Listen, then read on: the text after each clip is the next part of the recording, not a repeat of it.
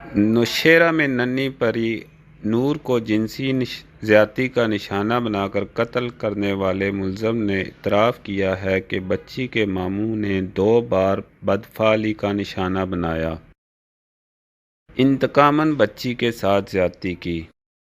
Reports کے مطابق نوشہرہ میں زیادتی کے بعد قتل ہونے والی ننھی بچی نور کے ملزم نے عدالت میں تہلکہ خیز انکشافات کیے۔